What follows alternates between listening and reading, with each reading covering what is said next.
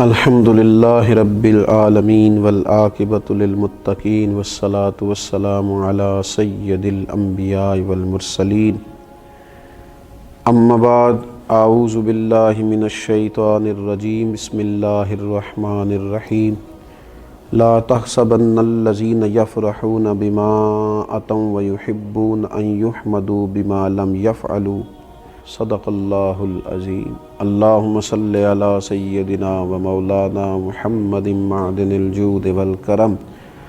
وآلہ وصحبہ وبارک وسلم اللہم صلی علی سیدنا و مولانا محمد معدن الجود والکرم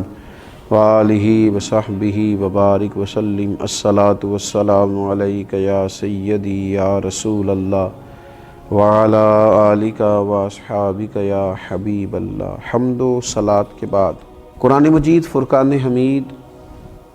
ہمیں کچھ ایسے روحانی امراض کے بارے میں شعور دیتا ہے کہ جو دلوں میں موجود ہوتے ہیں اور انسان کے دل کے اندر جو اس کی روحانی زندگی ہوتی ہے اس کے لیے بڑے نقصان کا باعث ہوتے ہیں،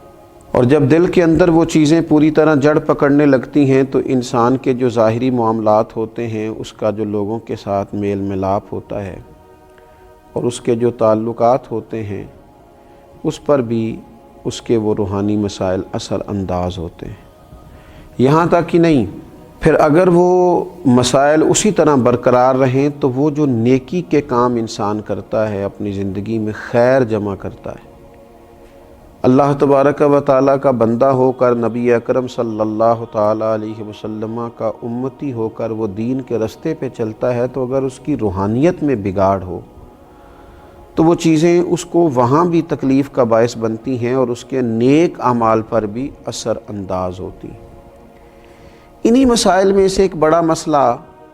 جو بہت بڑی روحانی بیماری ہے اور بہت زیادہ تکلیف کا باعث ہے، وہ ہے حب جاہ کا مسئلہ، یعنی شہرت کی خواہش، عزت کی خواہش۔ لوگ میری تعریف کریں، میں لوگوں میں جانا پہچانا جاؤں، لوگ میرا ذکر کریں، جگہ جگہ لوگوں کو پتہ چلے کہ فلاں صاحب ہوتے ہیں۔ حالانکہ حضرت مولا علی شیر خدا کرم اللہ تعالی وجہہ الکریم ارشاد فرماتے ہیں، اسے مبارک ہو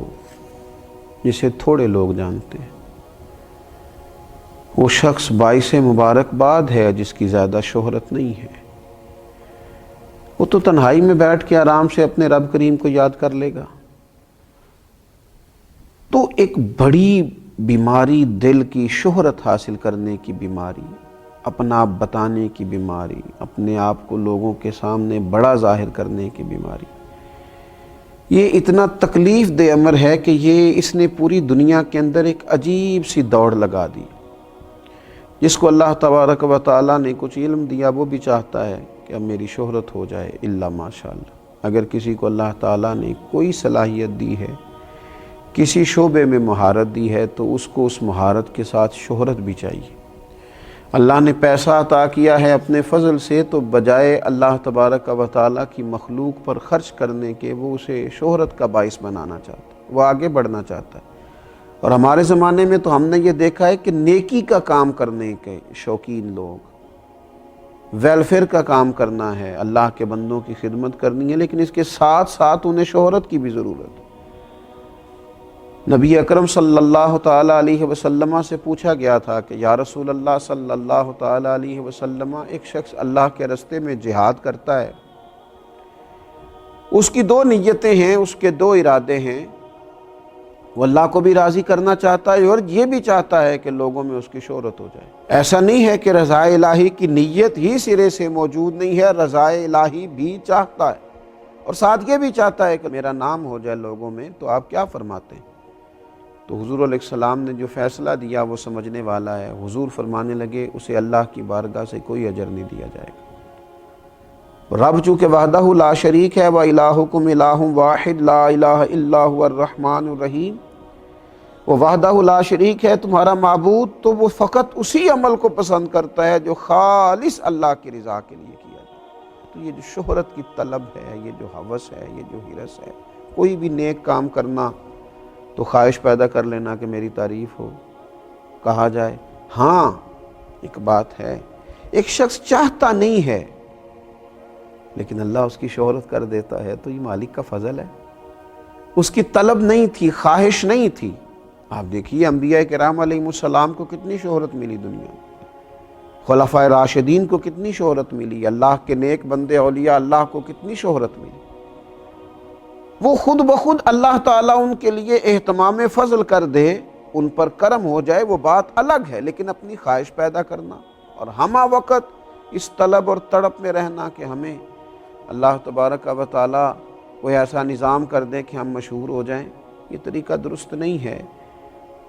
اہل یہود کہ یہ عادت قرآن مجید نے بیان کی، ان کا طریقہ بیان کیا اور فرمایا لا تحسبن الذین یفرحون بما اتوا ویحبون ان یحمدوا بما لم یفعلوا، فرمایا ہرگز نہ سمجھنا انہیں جو خوش ہوتے ہیں اپنے کیے پر اور چاہتے ہیں کہ بے کیے پر بھی ان کی تعریف کی جائے، ایسا کام بما لم یفعلوا جو انہوں نے کیا ہی نہیں اس پر بھی چاہتے ہیں ان کی تعریف ہو، جو اہل نہیں ہے جس چیز کے اس پر بھی وہ تعریف چاہتے ہیں، جو ہنر، جو فن، جو خوبی ان کے پاس موجود ہی نہیں ہے، ان یحمدوا بما لم یفعلوا، اس پر بھی تعریف مانگتے ہیں جو کام انہوں نے کیا نہیں ہے۔ آپ دیکھیے نا، یہ ہمارے ملک میں آپ کبھی نظر دوڑا کے دیکھیں تو ڈھیر سارے لوگ ایسے ہیں جو بہت سارا کریڈٹ اپنے کھاتے میں ڈالنا چاہتے ہیں، حالانکہ وہ کام انہوں نے کیا ہی نہیں۔ پیسہ قوم کا لگ گیا، محنت کسی نے کی، اور تختی لگانے کی باری آئی تو ہر شخص اپنا کریڈٹ لینا چاہتا ہے، وہ کہتا ہے اس کو میرے کھاتے میں ڈال دو۔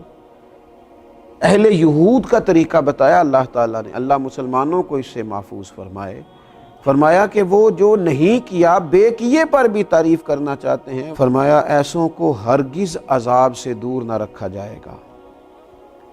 ایسوں کو ہرگز عذاب سے دور نہ جاننا، وَلَهُمْ عَذَابٌ أَلِيمٌ، ان کے لیے دردناک عذاب ہے، یہ عذاب کے مستحق ہیں اللہ کی بارگاہ میں۔ میرے نبی اکرم صلی اللہ تعالیٰ علیہ وسلم نے فرمایا انسان کے لیے برا ہونے کے لیے اتنا ہی کافی ہے کہ لوگ اس کے دین یا دنیا کے معاملے میں اس کی طرف انگلیوں سے اشارہ کریں، یعنی اس کی تعریف کریں، البتہ جسے اللہ محفوظ رکھے۔ فرمایا یہ تو برا ہونے کی علامت ہے کہ لوگ تیری تعریفیں کرتے پھریں، وہ جو تو چاہتا تھا، اگر تو چاہتا تھا، اس کی شرح میں شارحین نے لکھا اگر تو چاہتا تھا میری تعریف ہو تو پھر یہ تیرے برا ہونے کی علامت ہو گئی تیری تعریف۔ اور ایک حدیث پاک میں فرمایا کہ نبی پاک صلی اللہ تعالیٰ علیہ وسلم نے کہ کچھ لوگ اپنے اعمال لے کے قیامت کے دن اللہ کی بارگاہ میں حاضر ہوں گے تو رب فرمائے گا ان سے جا کے اجر لو جن کو دکھانے کے لیے کرتے تھے، میرے پاس تو تمہارے اس عمل کا اجر موجود ہے جو تم نے میرے لیے کیا تھا، جاؤ جا کے ان سے اجر لو۔ حضرت مولا علی شیر خدا رضی اللہ تعالیٰ عنہ فرماتے ہیں خرچ کرو لیکن شہرت نہ چاہو، اپنی شخصیت کو اس طرح بلند نہ کرو کہ تمہارا ذکر کیا جائے اور لوگ جانیں، بلکہ اپنے آپ کو چھپا کے رکھو، اسی کسے دے کچھ بھی نہ لگ دے، نہ کوئی ساڈا دردی، اپنے آپ کو چھپا کے رکھو، خاموشی اختیار کرو، اس طرح کہ تم محفوظ رہو گے، نیک لوگ تم سے خوش ہو جائیں گے اور بدکار تم سے ناخوش ہو جائیں گے۔ فرمایا یہ کام کرو، ان کو اپنی زندگی کے اندر طے کرو۔ ایک بزرگ گزرے ہیں حضرت ابو الحسن محمد بن اسلم توسی رحمۃ اللہ تعالی علیہ، حضرت ابو عبداللہ رحمۃ اللہ علیہ فرماتے ہیں کہ میں ان کے ساتھ 20 سال تک رہا ہوں، میں نے نہ انہیں صرف فرائض اور واجبات ہی ادا کرتے دیکھا ہے، وہ فرض نماز پڑھتے، واجبات ادا کرتے اور وہ اپنے حجرے میں چلے جاتے۔ 20 سال کے بعد سمجھ آئی کہ یہ وہ شخص ہے جو گھنٹوں اپنے رب کی عبادت کرتا ہے، یہ وہ شخص ہے جو گھنٹوں بیٹھ کر تلاوت قرآن کرتا ہے، حضور علیہ السلام پر درود و سلام عرض کرتا ہے، لیکن 20 سالوں میں نے انہیں جتنی بھی عبادت کرتے دیکھا، چھپ کے کرتے دیکھا۔ پوچھنے والے نے پوچھا تو فرمانے لگے جس کے لیے کرتا ہوں وہ دیکھتا ہے، جس کی رضا کے لیے کرتا ہوں وہ آشنا ہے، اور میرے عمل سے بھی آشنا ہے اور میرے دل کی کیفیت سے بھی آشنا ہے۔ یہ جو شہرت کی خواہش ہے، آپ یقین کریں جب آدمی مشہور ہو جاتا ہے تو وہ تو بہت سارے ایسے کام بھی نہیں کر پاتا جو اسے کرنے چاہیے، بہت سارے ایسے رشتے جہاں اس کا وقت دینا بڑا ضروری ہوتا ہے وہ دے نہیں پاتا۔ وہ تو چاہتا ہے کہ میں کبھی تنہائی میں بیٹھ کے رو لوں، پر وہ تو رو بھی نہیں پاتا۔ وہ چاہتا ہے کہ کبھی مجھے کوئی موقع ملے جہاں میں کوئی خیر کا کام کر لوں، کر نہیں پاتا۔ شہرت کی بلندیاں اور یہ عروج،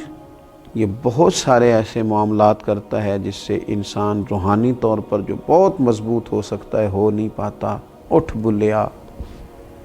چل اوتھے وسیے جتھے وس دینی سارے انے۔ اٹھ بلیا چل اوتھے وسیے جتھے وس دینی سارے انے۔ نہ کوئی ساڈی ذات پچھانے، نہ کوئی سانو منے۔ اللہ تبارک و تعالی شہرت کی بری خواہش سے محفوظ رکھے۔ وما علینا الا البلاغ۔